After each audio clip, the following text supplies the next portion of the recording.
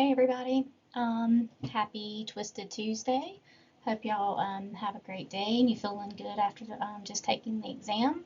Also hope y'all had a great long weekend. That's definitely well deserved for all of you. So today we're going to be talking about management of anger, aggression, and violence, which is chapter 20, and then we'll move into chapter 23, which is also still dealing with the same subject. It's just looking more at management of those who have survived violence in their lifetime. And so this subject is super important because it is an important nursing role for us to keep all patients safe. And we know that we are faced with safety challenges no matter where we are, but especially when caring for those with mental illness. And then we've mentioned this several times this semester, but our safety, staff safety, and patient safety is definitely our primary concerns. The lesson outcomes are here for your review as well.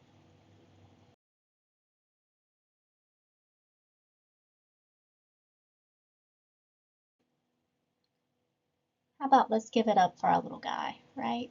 Anger. Um, so there are many words that are used interchangeably with anger, as you see here. Outrage, fury, wrath, rage, hatred, hostility, resentment, and temper. And there are more. But our role is to determine if the person's anger that they're having is detrimental to their mental and to their physical health. And we've talked about this just with many different conditions in mental health, is that how much is it affecting their daily life and how much is it affecting their relationship or their functional skills.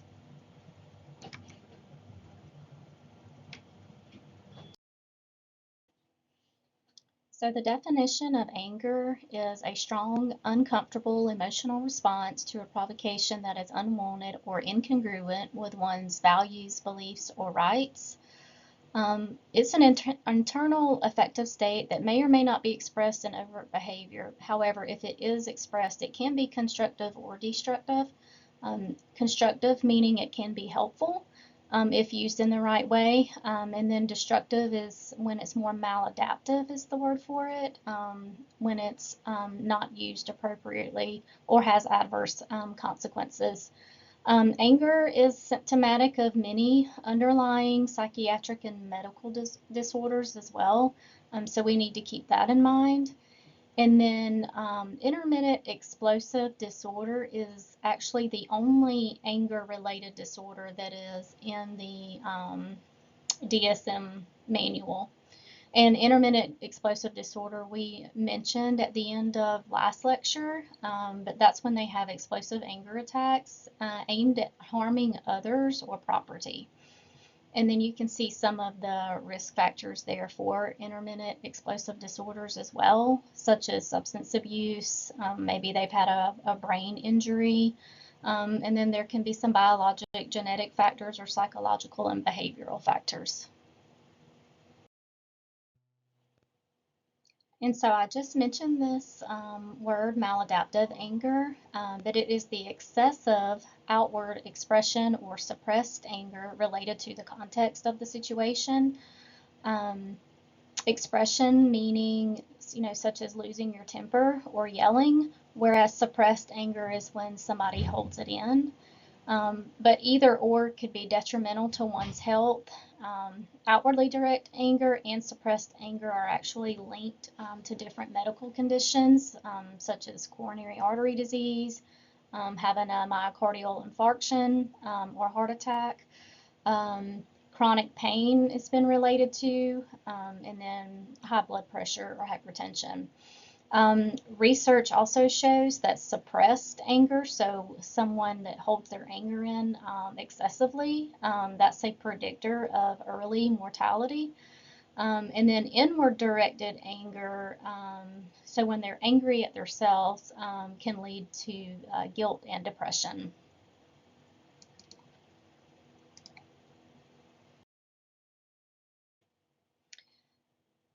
This is just a picture for you to look at that just reminds us that when somebody is angry, to think about what could be causing it. There could be several underlying conditions or just feelings that could be causing them to have some kind of angry episode. It is a secondary emotion. And sometimes we can only process what's beneath the anger when the sympathetic nervous system is not actually activated at that time. So the etiology of anger, you have your physiologic sensations, such as the sympathetic nervous system being activated. And we have already learned that when the sympathetic nervous system is activated, we have, increased heart rate, blood pressure, release hormones, and then we really tense up. So we have that muscle tension. Biologically, these physiological sensations come from the adrenal medulla, which secretes norepinephrine and epinephrine, and then also from the adrenal cortex, which secretes the hormone cortisol. It can also, etiology, it's linked to developmental defects, anoxia, brain injury, and then also toxins. We are all human, meaning that we all get angry at times, and we have actually our physiological arousal is very similar. But how we express our anger, how we handle it, differs from person to person. Different expressions of anger are shown in table 20.1 in your text. It just shows varying styles of anger expression. Those styles being whether it's anger suppression or holding it in, or having unhealthy outward anger expression towards others or objects. And then constructive anger discussion is when you use that anger, you're able to constructively work through it, and it's actually can be a positive thing. Sometimes anger suppressors need to express their anger more assertively, and that's something that would be taught to them during their health care. Because as we've already talked about, anger suppressors actually have a higher mortality rate. And then nurses' response to anger is just remembering that safety is paramount, listening to them, again, trying to find out what is the cause, what led you to this episode, and then using all resources available to you and to the patient. So both outward directed anger and inward directed anger produce adverse consequences. Therefore, a careful assessment of their behavior is needed. But it begins with just getting a good description of anger episodes, and then clarifying those situations or those emotions that provoke that anger. Determine if the anger is inward, outward, or suppressed. Assess difficulty in them regulating the frequency and intensity of their anger. Is it something that they find that is happening more and more often? The extent to which the anger is creating problems in their functioning and in their intimate relationships. Assessing their use of unhealthy coping. Are they binge eating? Are they drinking alcohol? Are they using substances to cope with their anger, to calm them down? And then because anger is a subjective internal experience, there is this tool, this state trait anger inventory tool that is available, that's useful, as it's a self-report tool that distinguishes between temporary anger versus long-standing anger, and it's actually an evidence-based tool that is out there. And then also, just when you're assessing, obviously you would want to find out if there's any underlying psychiatric or medical disorder that could be causing the anger. So when a client is having an anger episode, it can be easy for nurses to withdraw from the patients. It may make the nurse feel very vulnerable, or they might get defensive. Um, Maybe there's something that's happened in the nurse's life that makes them a little fearful of those types of situations. But it is important for us to collaborate with the patient and with the treatment team to try to de-escalate those situations. And it does show the patient that you are dependable, even when they're not acting at their best. Um, as nurses, we are to refrain from threatening them, as this can escalate an already volatile situation. And when their body relaxes, they are less likely to act or respond impulsively. Um, and other things that can be done, like you see here, is like CBT, that cognitive behavioral therapy we've talked about many times. It is important for us to avoid provoking stimuli, teaching them relaxation training, and then just teaching them mindfulness, just meaning that they are mindful of the way that they are acting, or maybe the trigger really wasn't that bad and I didn't act appropriately. Um, and then anger management. And in anger management, sometimes they will do group work, and this is usually more helpful to those that are not actually causing any kind of violence. So these are nonviolent anger management techniques. However, it is effective for those with maladaptive anger, meaning that it is interfering with their life or relationships. And the benefit from the group work is that they can practice new behaviors and get feedback and support.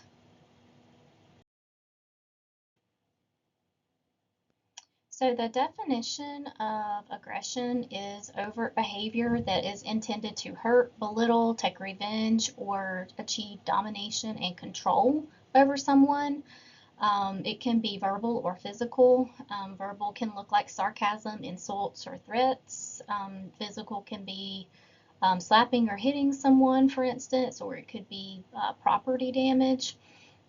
Some people can have impulsive aggression, which means it occurs in situations when the person lashes out suddenly. And then instrumental aggression is a goal-directed aggressive behavior that is premeditated. It is aggression that is actually used as a tool to achieve something, such as gaining possessions or gaining power. It's not actually out of anger in that moment. It is premeditated and calculated. So violence is when there is extreme aggression. It's use of a strong force or weapons to inflict bodily harm to another, and possibly even to kill someone. All violence is or includes aggression, but not all aggression includes violence. Violence comes with greater intensity and destruction than aggression. So aggression and violence definitely get the attention of the criminal justice system as well as the mental healthcare system.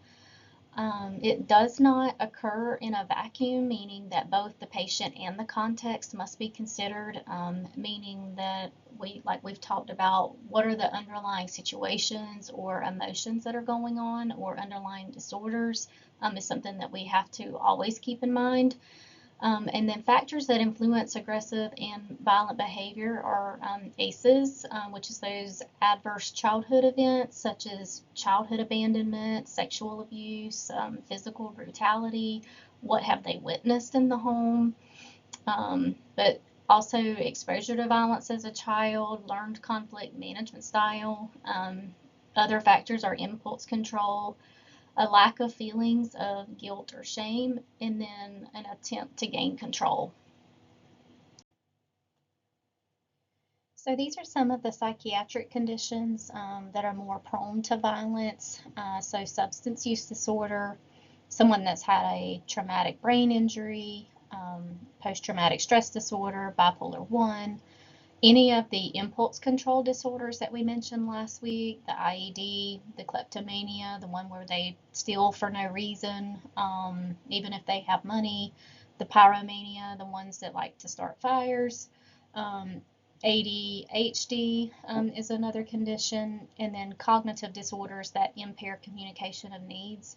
And what's that's talking about is like say you have like a dementia patient that can't communicate their needs. They can get violent, just like in situations of like maybe they need to use the restroom and they can't communicate that to you, then they could have these episodes. Um, and then another one, that I'm thinking of too is the antisocial personality disorder that we've talked about because they have a lack of remorse of hurting others. So that would be another one that could be more prone to violence. So these are theories of aggression and violence. Biologically, they found it to be related to brain structures such as the limbic system. The limbic system is the brain's emotional center, and it drives anger and aggression and triggers fight or flight responses.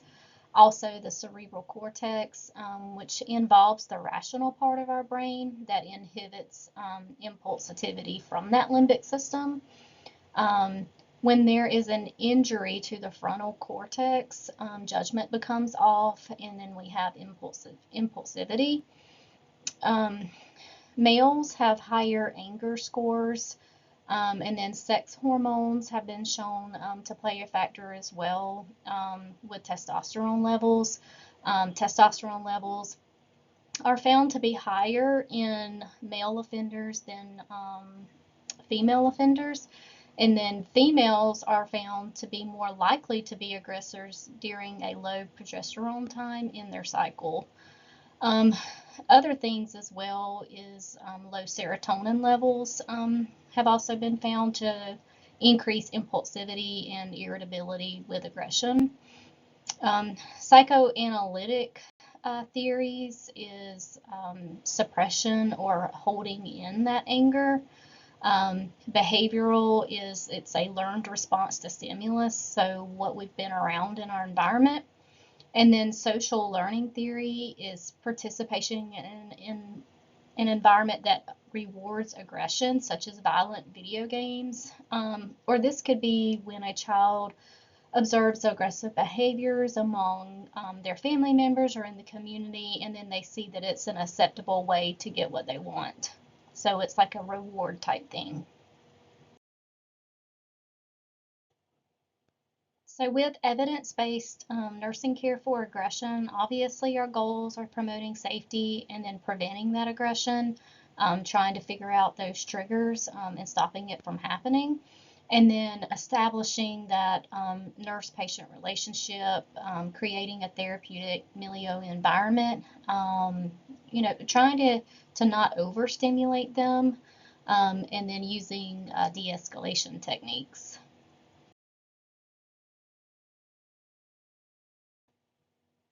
So when assessing for aggression and violence, we would need to determine if there's any underlying mental disorder that could be going on, or are they using substances, or are they withdrawing from a substance that is causing this aggression. They've also found that deficiencies in B12, thiamine, and niacin are related. And if you remember from severe, like chronic long-term use of alcohol, they will have these types of deficiencies. Hyper and hypothyroid have been related. We would assess for any impaired communication, disorientation, or depression, because we want to make sure that we are meeting the needs of those people that are can't communicate well or they're disoriented, like we talked about just a little bit ago. They can't express their needs to you. Assessing for any social factors. So, is there any current like crisis situation that is happening at home? And then some examples would be, are they in big financial or legal trouble that is causing them to act out? And then assessing for environmental factors that could be provoking these episodes of aggression and violence. So, a few warning signs that you can look out for, especially in somebody that you know has the tendency to be aggressive, is if they are suddenly declining to eat or drink. Maybe they're attempting to leave the area before discharge, and then they get very aggressive whenever you tell them they're not allowed to leave yet. If they're becoming verbally antagonistic towards others, whether it's other patients, staff, visitors, if they are harming themselves, if they're staring at someone, pacing, or destroying objects. So again, preventing injury to the patient and to staff is the primary goal, and patients can lose their ability to think rationally during these aggressive type episodes, and so intervention should focus on de-escalation. Um, Good thing for you guys is that you've already watched that de-escalation video, and you participated in a simulation where you had to de-escalate the patient. Um, and again, you can re-watch that video if I know a lot of you found that it was helpful. But here is some other information about de-escalation, but it's the use of non-physical individualized interventions to reduce intensity of a potentially violent situation. So when we are communicating with these patients, we are to use a calm tone. We are to use empathy. And empathy is key in a lot of situations. It develops trust. It is showing the nurse's authentic engagement with the patient, which is core to therapeutic de-escalation. We are also to avoid raising our voice, kind of matching the intensity like with the patient. We don't want to do that. Speak slower than usual. That can actually come across as calming for the patient. Keep our hands down, open and visible, so that we seem open and we seem trustworthy, like we're not hiding anything. Maintaining a neutral expression, and then clarify again, what has the patient so upset. So using that active listening to figure out, what is going on with them.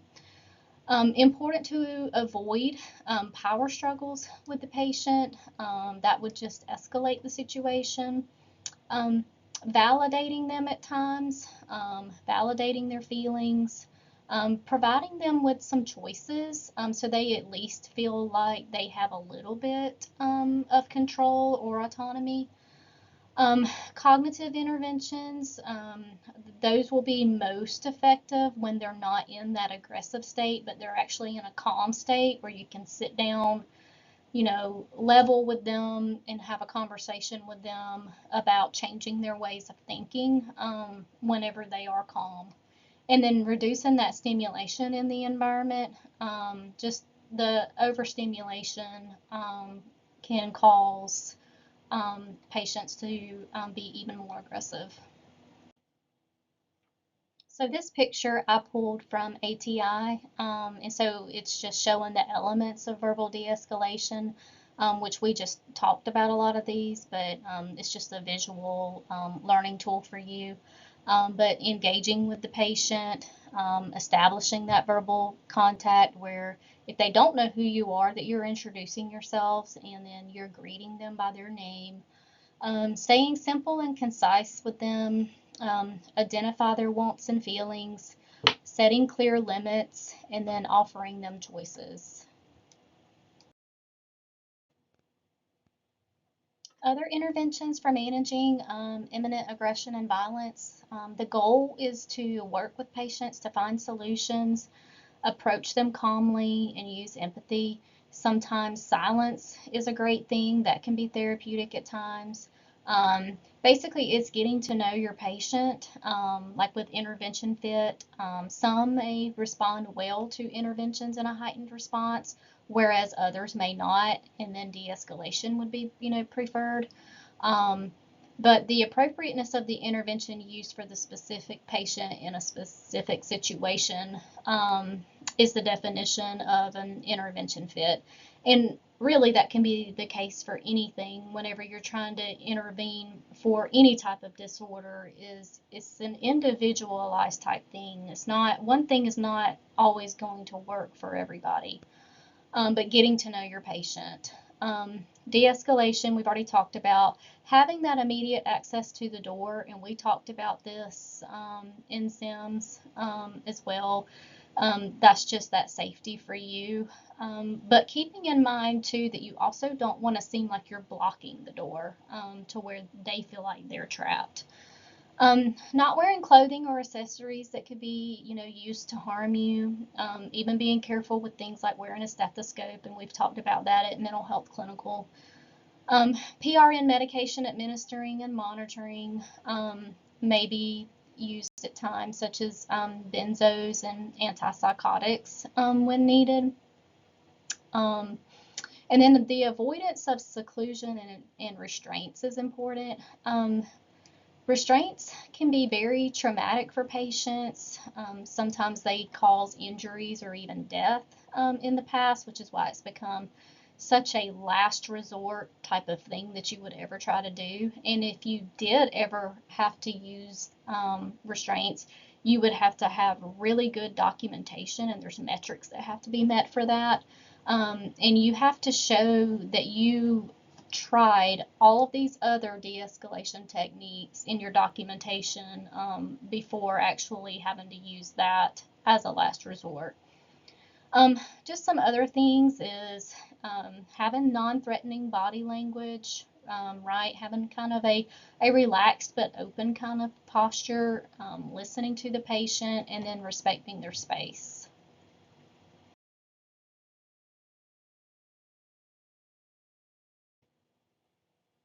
We should always be evaluating interventions. That should be an ongoing process for us. And in this case, is what we're doing supporting recovery for the patient.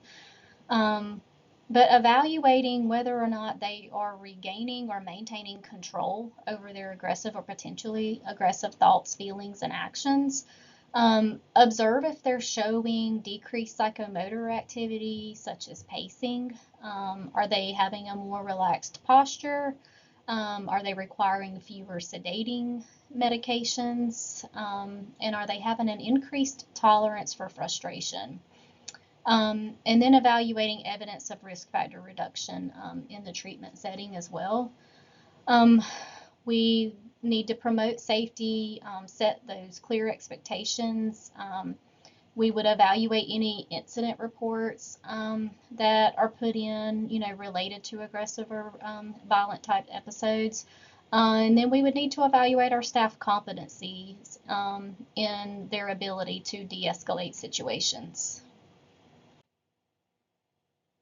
So assault on nurses, assaults can have immediate and very long-term consequences.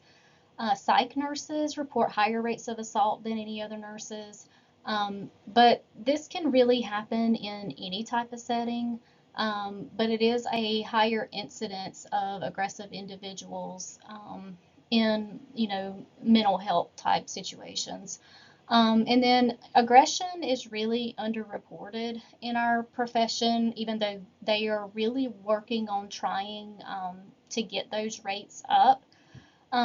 There are also now regular training programs in prevention and management of aggressive behavior. Sometimes this workplace prevention training is mandatory. There are things such as CPI, which is crisis prevention intervention. There's EBRR training that Piedmont uses. That's escalated behavior risk and reduction training. But those things are available, like in your workplaces, to help you learn how to respond to these types of situations, and to also teach you the importance of reporting. Reporting does help to change things. It helps with legislation, it helps with staffing, and then the big thing too is that it helps with security. Up until a few years ago, at Piedmont, I mean, people could come in with a gun, and we weren't really allowed to take their gun. And like the nurses were really, really concerned about it. And so they worked through it. And now we have the right to remove those guns. So patients now, and security can get involved if needed. But patients now, if they come in with a gun, they can either go put it in their vehicle or we have to give it to security. So do at least give them that option. Um, but yeah, reporting all instances of aggression and violence is just super important, as you know, oftentimes nurses just feel like it's part of their job, and it's just absolutely not part of the job, and needs to be reported. And then we also, if it, especially like if we're hurt in any way, we definitely have the right to report to the police or prosecute the individual now. Um, my former ER director, the one that helped us with the drug retreat activity, probably a year before the end of him working there, he got kicked in the knee by a patient and it displaced his kneecap. And so, yeah, he had to take time off work and things like that, to heal from that injury. So, yeah, making sure we're reporting so that we can be, better trained and have more staff and have more security. So this is the last slide from this chapter, but before I read it, the reason that I wanted to pull this from the point is because I saw it in the textbook and I was already thinking this, just about how even people who don't have a history of anger or violence, we go through things, we go through situations. Maybe it's just like a sequential of events type things, to where we do have some anger episodes.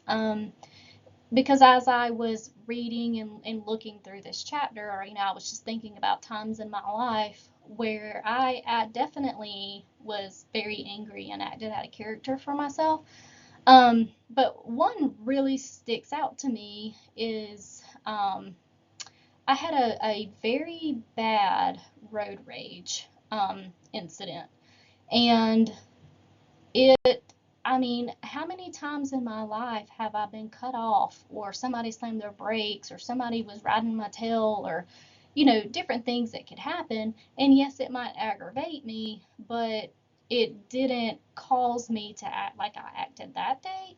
Um, but it was during COVID, and I will tell you, and I'm not sure if I've told y'all this story before, I may have, but during COVID, um, for me, has gone down as the worst time period of my life.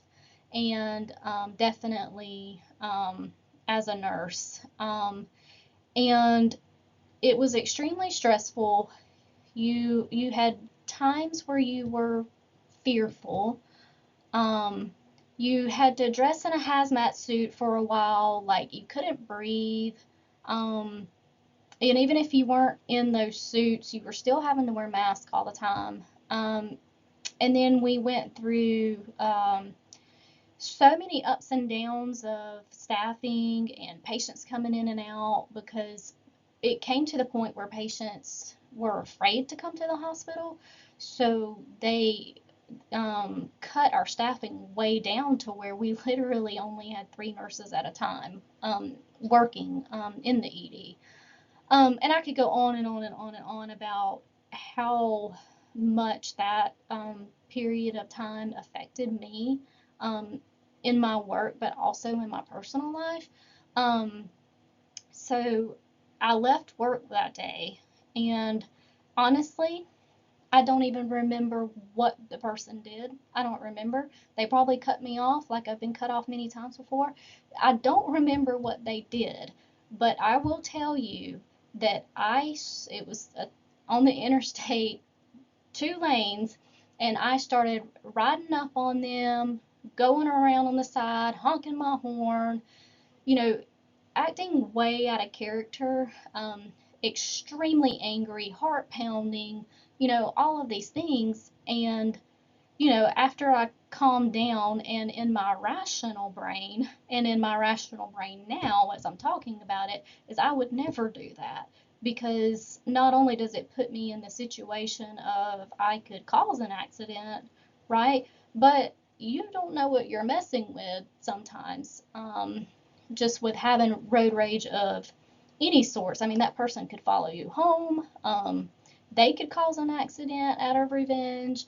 I mean, there's just many things that could happen, but my point is this is a self-awareness exercise where it's just making you think about, if something happens to you, if it happened to you today, would you react the same way as if it happened to you if you had had like a really rough day for other reasons? But yeah, so this scene is, you're coming home late at night, you've been at the library studying for midterm exams, and you are tired. And you guys can probably all relate to that.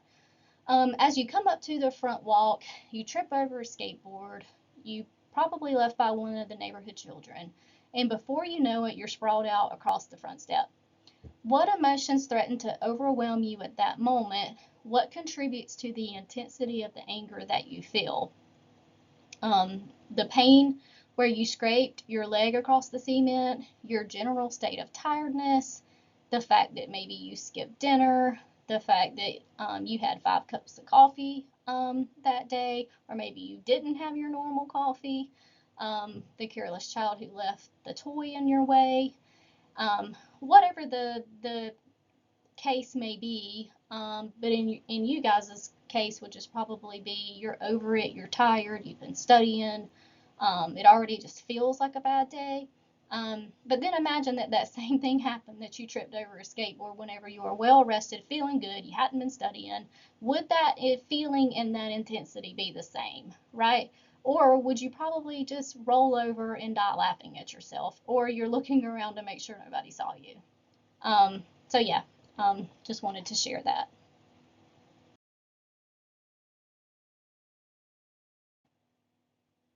So moving on to mental health care for people who have experienced violence, and some of this may sound a little bit repetitive of what we've already discussed.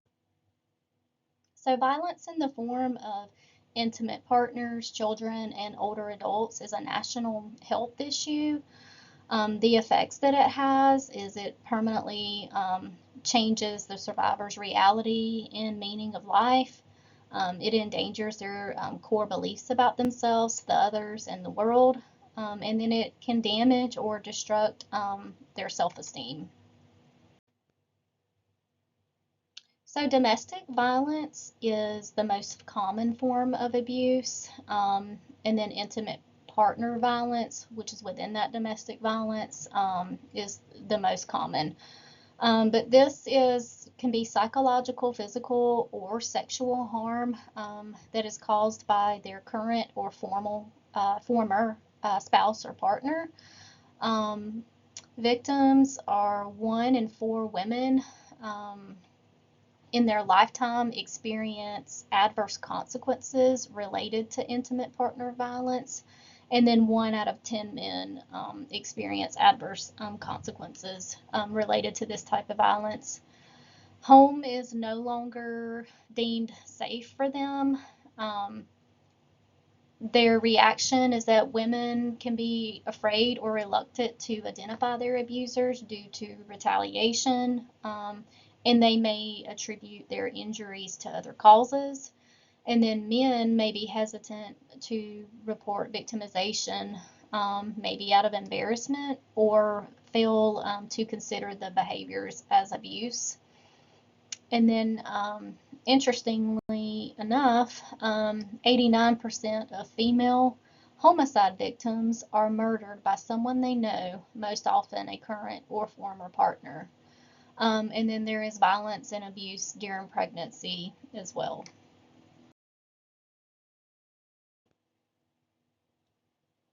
We might not think of psychological abuse as bad on the spectrum as physical abuse, like in our brains. However, it is more constant than physical abuse, whereas physical abuse is episodic. And psychological abuse can actually be very damaging to the person that is surviving it. Um, but things like are getting criticized, insulted, intimidated, humiliated, ridiculed. The person may be just destroying another's property, threatening to harm their pets, controlling or monitoring their spending and activities, so putting like a financial strain on them, and then isolating them from seeing their family or friends is also a type of psychological abuse. The intent by the perpetrator here is to cause fear and assert dominance over the person. And then gaslighting is when the perpetrator actually blames the victim for the abuse. They make the victim feel like they're responsible, and then that makes the victim feel guilty as well. Um, Again, psychological abuse is more constant than physical violence. And then there are varieties of abuse that are used to exert power, especially financial type abuse. So also included in intimate partner violence is teen partner abuse. Your text says that 1 in 11 females and 1 in 14 male high school students reported having experienced physical violence by a dating partner within the last year, and that was reported by the CDC in 2021. And then they also found that sexual violence is reported in 1 in 8 females and then 1 in 26 male students. And then comorbidities that they have found with teen partner abuse is depression, substance use disorders, eating disorders, suicidal ideations, anxiety, and then post-traumatic stress disorder. So sexual violence or assault can be any form of non-consenting sexual activity, but it's any form ranging from verbal threats to penetration, with rape being the most severe form of a sexual assault. It can happen to anyone of any age. The majority of the reported rapes are in female victims. Adolescents and young adults are the most vulnerable, and 2/3 have been because of substances being used. So maybe they were given like a date rape pill, or alcohol was involved. Children most likely to be sexually abused by their own family members, caregivers, or others that are close to them, as well as older adults and then adults with disabilities. Um, it is considered sexual assault when any sexual activity occurs with a minor, and can often be actually referred to in those cases as sexual abuse. Men are less likely to report rape or sexual assault, and then perpetrators can be men or women, more often men. So sexual violence can also include stalking and human trafficking. Stalking is repeated unwanted contact, attention, and harassment. And usually this stalking will increase in frequency as well over time. It is a crime of intimidation, where it puts fear in the victim. Cyber stalking can also happen, where that person is constantly tracking their location or things like that. Um, Human trafficking is the use of force, fraud, coercion to obtain some type of labor. They really prey on those who are emotionally, financially, or psychologically vulnerable. They can even lie, and say, "Hey, you're going to make this much money if you do this." Um, Warning signs, if you have a patient, for human trafficking, is if they have unexplained injuries, malnourishment, poor health or dental care, they have lack of identification, or they're reluctant to speak to the providers, is something that we would look out for as well. In human trafficking, the numbers in the US are just astonishing to me. And it's just something that I don't think we realize how frequently it goes on.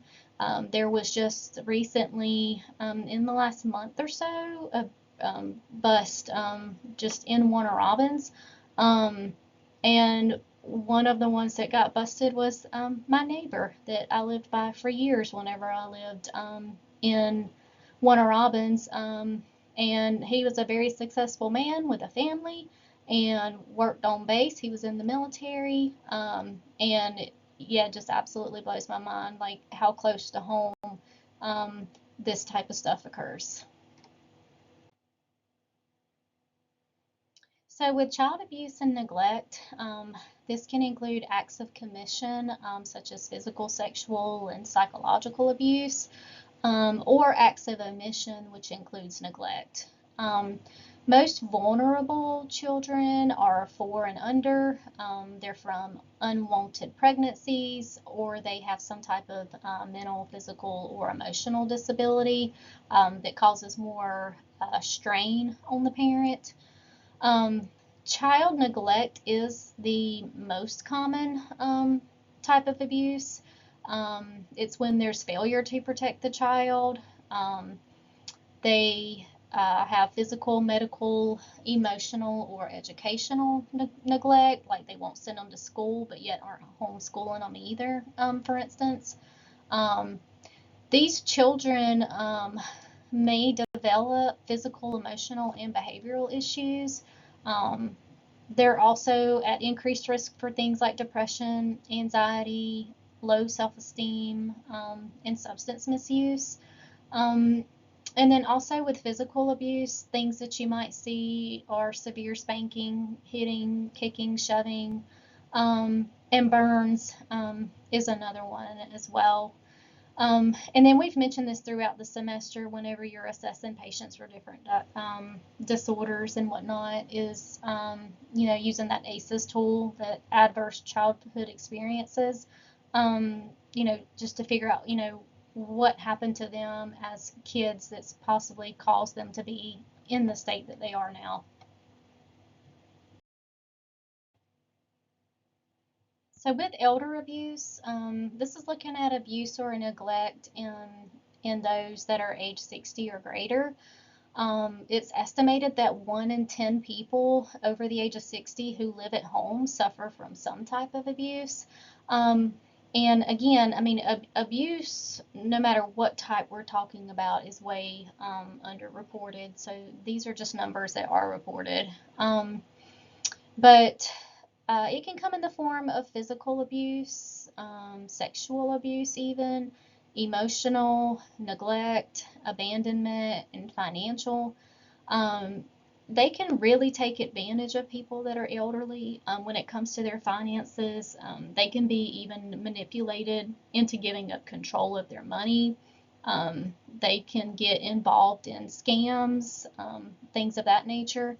And then risk factors for elder abuse are those that are at older age. They have impaired ADLs, cognitive disability, they're completely dependent on their caregiver, isolation, stressful events, history of conflict within the family.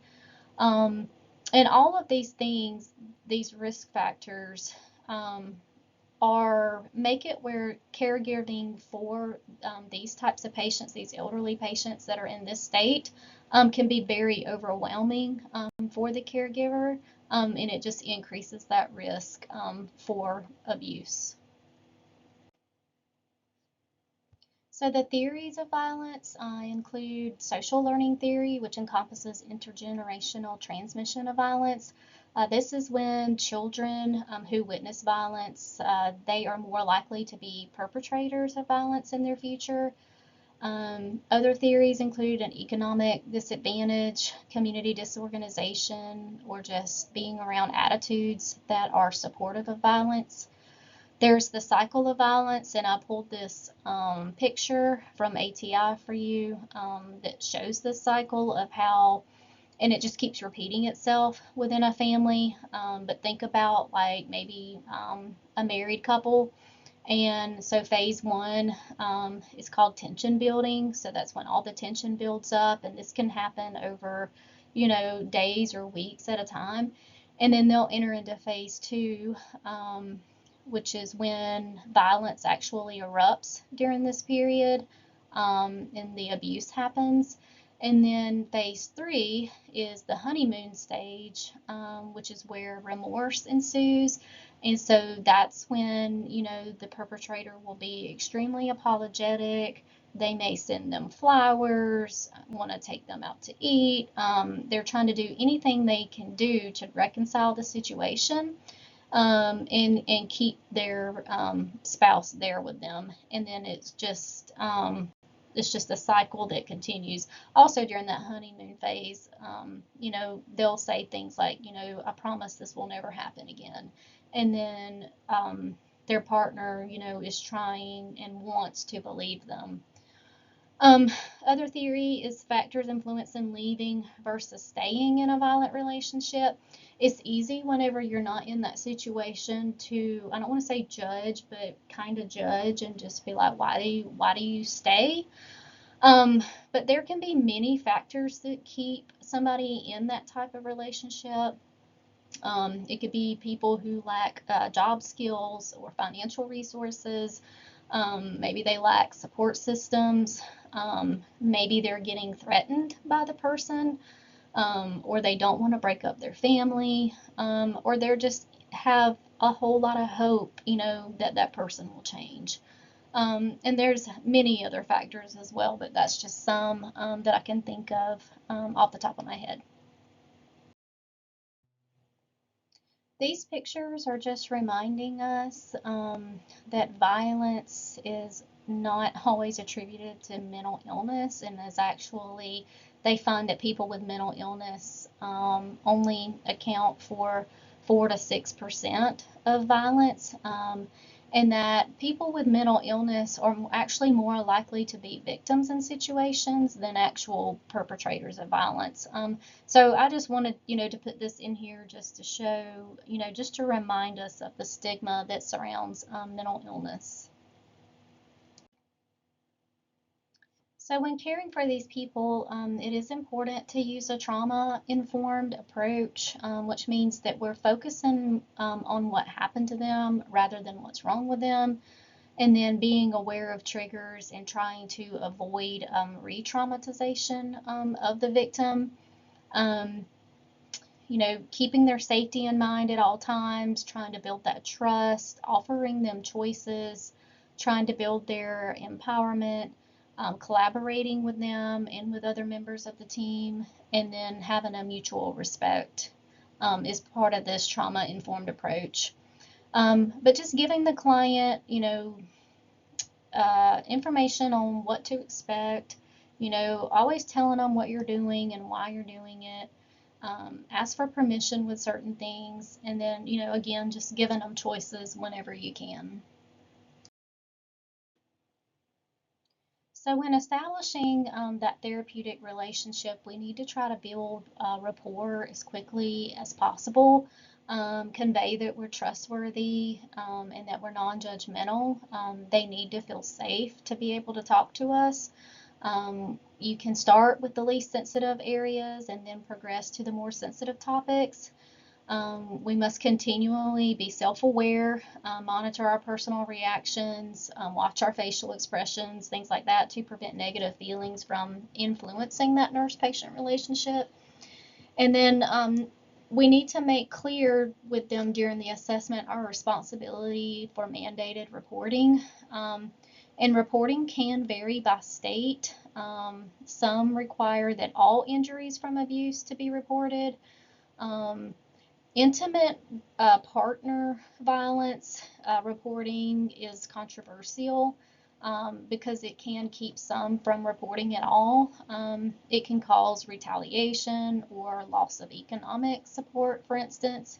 And then child and elder abuse is required by all states for us to report.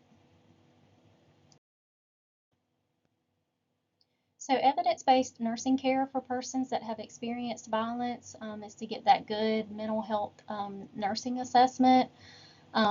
Conduct a safety assessment first. The aim is to get the patient alone. That way they can be open and honest with you. Um, if they do not speak English or do not speak English very well, it's very important to use a translator. Do not use the family members because they could be translating not correctly to you. Um, the danger assessment screen is a type of safety assessment that can be used, and that actually looks at assessing the risk that intimate partner violence will actually end in homicide. And then there's other screenings for violence and abuse as well. And then doing a thorough physical health assessment. There is a body map that can be used that indicates the location, size, and types of injuries. Something to look for too is that people who are chronically abused, they may have bruises in various stages of healing. So that would be kind of a warning cue for us. Um, and then also, does the story match the injury? Is always a big thing as well, in making sure that you're getting the correct story. Um, there are SANE nurses available that you can call in, when somebody has been sexually assaulted or raped. And they, are professionals in that area, and they can come in and examine the patient. Other things to consider is if the patient would want emergency contraception or prophylactic treatment for HIV or sexually transmitted diseases in the instance that they have been raped. Some psychosocial cues also to assess for is to assess for any fear in the patient, low self-esteem, any guilt or shame, are they blaming themselves, problems with intimacy, re-victimization, again, blaming themselves.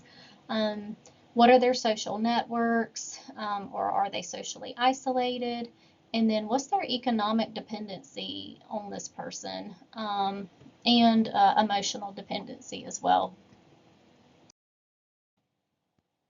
So priorities of nursing care, again, are safety of the client, any taking care of any physical injuries that have happened, and then addressing their mental and emotional health. Goals are to prevent injury, to stop the violence, ensure the survivor's safety. And this may come with having to be truly honest with them, like a patient that's been strangulated, for example, letting them know that patients that suffer strangulation, their risk of homicide in the future has been increased by 750%. And so just having those hard talks sometimes is important. And then future safety planning, extremely important, that they have a safety plan in place, which would include, first of all, that they become aware of those early signs of tension building, whether it's the change in the person's tone, the way that they're getting talked to. I mean, what are those early indicators that violence is about to happen? And that way they can get out.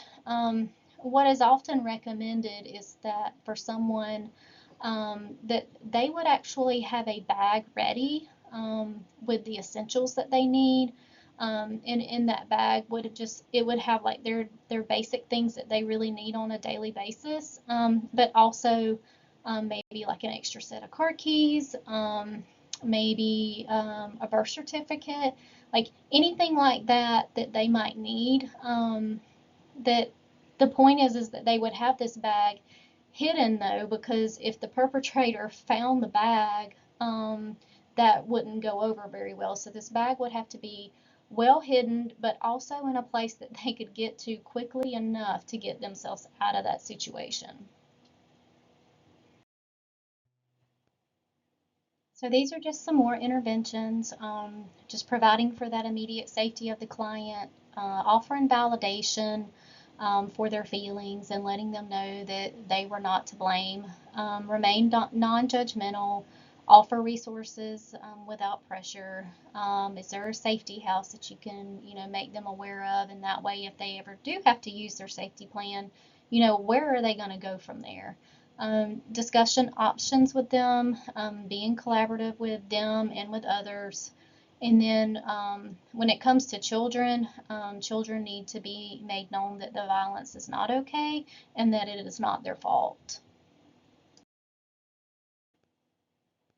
So there is also treatment for the abuser or perpetrator. Usually this is court mandated. They offer outpatient programs that carry on for an extended period of time, with the goal being to prevent further violence. Cognitive behavioral training can also be used in these types of situations. Some programs include substance use treatment if applicable in that scenario. And then the a big important goal for them is that they take accountability for their violent acts. And a big thank you for being flexible for me to record this today. I will also just post the slides as well for when you're studying. Um, and yeah, I hope y'all have a great Tuesday. Thank you.